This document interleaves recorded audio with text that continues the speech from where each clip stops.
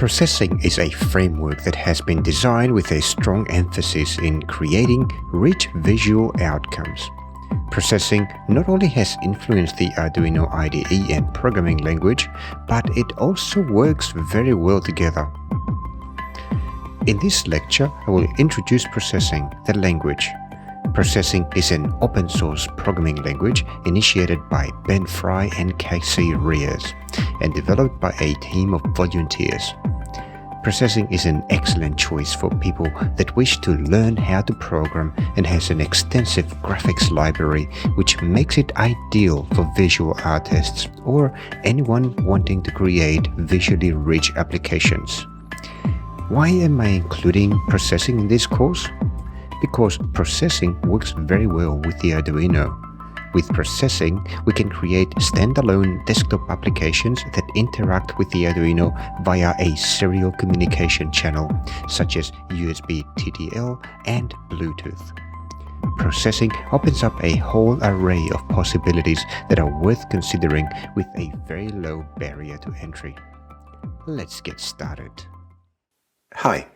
In this section, we'll play around with processing, and in this lecture in particular, I will introduce you to processing just in case you haven't heard of it before.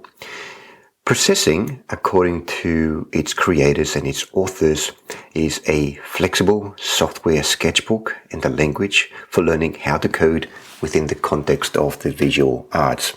It means that processing as a language is heavily oriented towards creating very interesting graphical outcomes, graphical outputs. I'll show you a few examples. It is completely free to download. It's open source. It is a language that has heavily influenced the Arduino language, as you'll see later, and the user interface is very, very similar. You'll find it familiar. You can build 2 or 3D graphics, or you can catch your creations and export them as PDF. There is OpenGL integration so that you can have really fast accelerated 2D and 3D graphics. Cross-platform compatible. For us as Arduino makers, there's a lot of libraries that we can use, including a library for the Arduino. And lots of documentation, books, etc. Now, let's have a look at some of the resources that you have access to on the processing.org site, and then we'll have a look at some of the examples of the graphics that you create using processing. So let's go to reference, and here you'll see the main components of the processing language, things that you can do with it. Like, for example, let's say that we'd like to draw something. To draw something, we obviously go to the draw function, and inside the draw function, you get an example of how you would go about, in this case, to draw a line. So in this little example, we first set a floating point number, we initialize it, then we've got a setup function which works exactly the same way as the setup function in an Arduino sketch, where you just set up the environment in which your program or your sketch, if we're talking about the Arduino, will operate. So here we are creating a canvas in which we're going to draw. Its dimensions are 200 by 200 pixels, width and height. And you set the frame rate of how quickly, how often the graphics inside this canvas will be updated. And then next function down, we've got draw. Draw does the same thing as the loop function does in the Arduino language. Everything in here, the code inside the draw function will be executed repeatedly. So processing will be calling the draw function constantly in a loop, essentially. So first we'll set up the background color for the canvas. So the color is 204. I'm not sure what color that is, but we can look it up in a color map. I'll show you how to play with that later. We've got a little calculation happening. We'll calculate something against the height of the canvas, which is 200. So this one here is a keyword. It just tells you how tall the canvas is, and you can use it to do some graphical calculations inside your draw function. And then we just create a line. We draw a line. This is the starting position, XY coordinates, and the ending position, XY coordinates. Yeah, very simple. Let's pick another one. For example, what if you wanted to draw a rectangle? So we've got two-dimensional primitives, and if you want to draw a rectangle, then you use the rect function. And there's a few overloaded versions of this function, depending on, for example, if you wanted to have 90-degree corners or rounded corners and so on. Another thing that I wanted to show you before I show you a couple of examples were the libraries. So let's move on to the libraries. The libraries are extensions. They do the same job as libraries in the Arduino IDE. So you can do things like PDF export, you can communicate serially with other devices that send out or receive ASCII text. We'll be using this function a lot in the Arduino examples that we follow. You can do sound, you can do video, etc. There's contributions from third parties.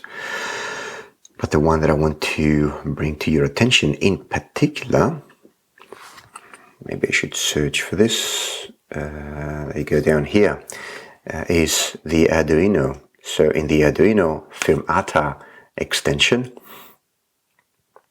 you can remotely control your Arduino from a processing program using a protocol called Firmata.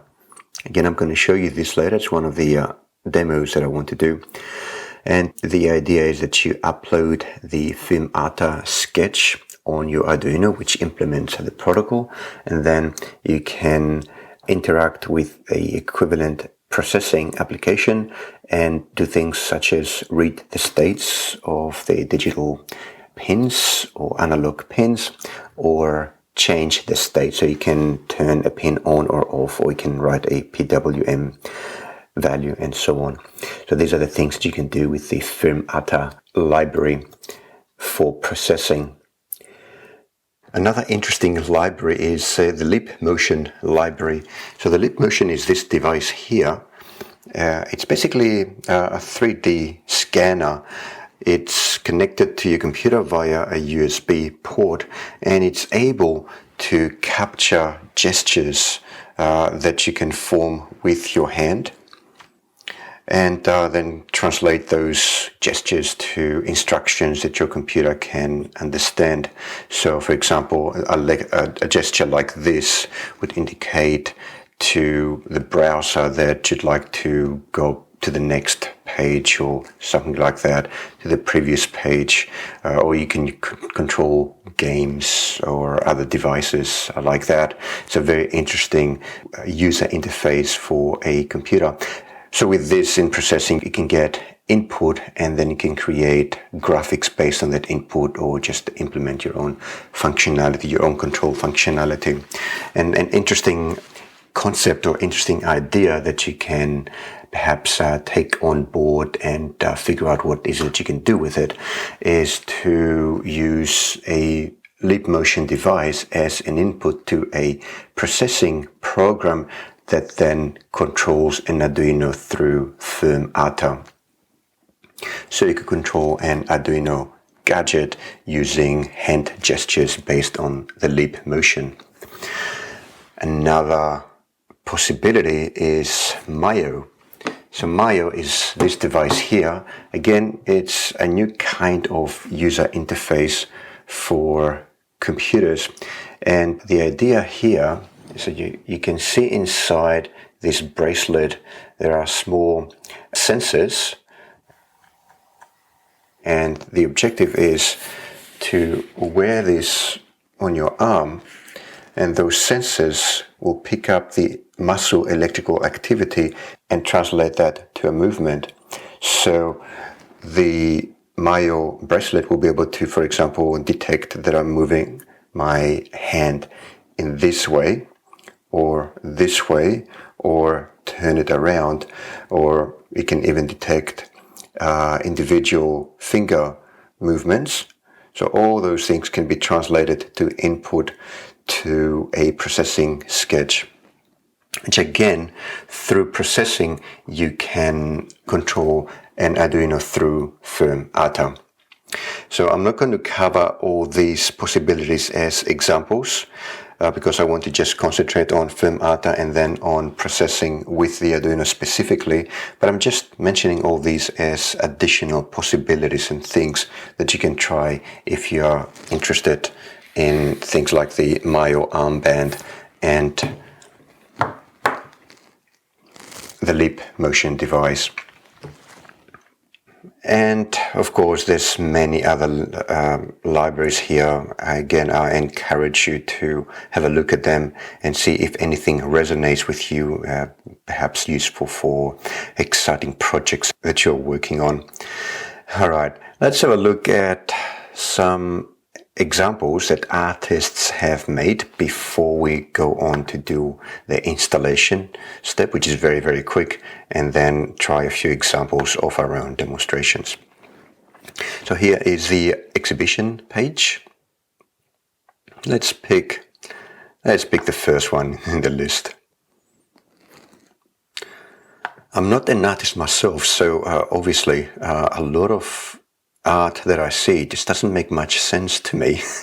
So I hope that the example that I picked will make sense. So this is all art apparently that has been created using processing.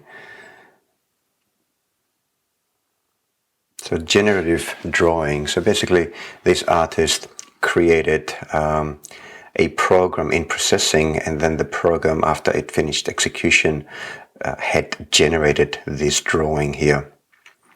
Okay, let's go back. I'd like to show you some real-time examples. So to do that, I'm going to go to the p5.js tab, which is an implementation of processing using JavaScript, which executes in the web browser. So this way, processing programs run inside the browser, so you can see the graphics being created on the fly. So you can see even in the home page, you've got processing doing some graphics in the background on the page. So let's start. So let's go to the gallery and check out social tension. That sounds interesting. So, all right, this is social tension. All the graphics are calculated and rendered in real time. Not sure if you can interact with it, maybe not. But that's what this one looks like. Let's pick another one. How about star trails?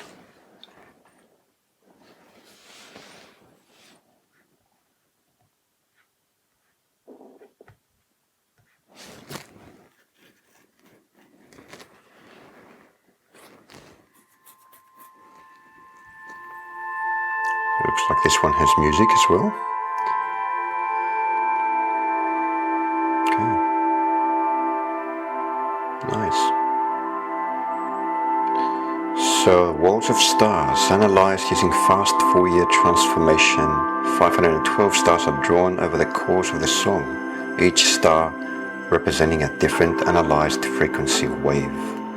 As the frequency of the stars change over time, the saturation, brightness and transparency of the star that is drawn also changes. The color of the ocean waves changes according to amplitude changes in the song.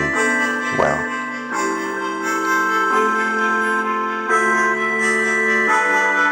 I think this is beautiful.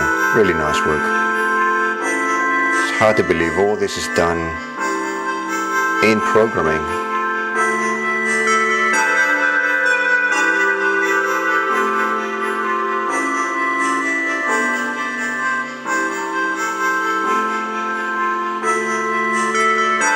Very nice. Okay, back to our task. So have a look around here and you'll find really nice, interesting applications of programming. So I encourage you to have a look around these examples and get a better understanding of why processing was made and what you can do with it. Some work done by really interesting creative artists.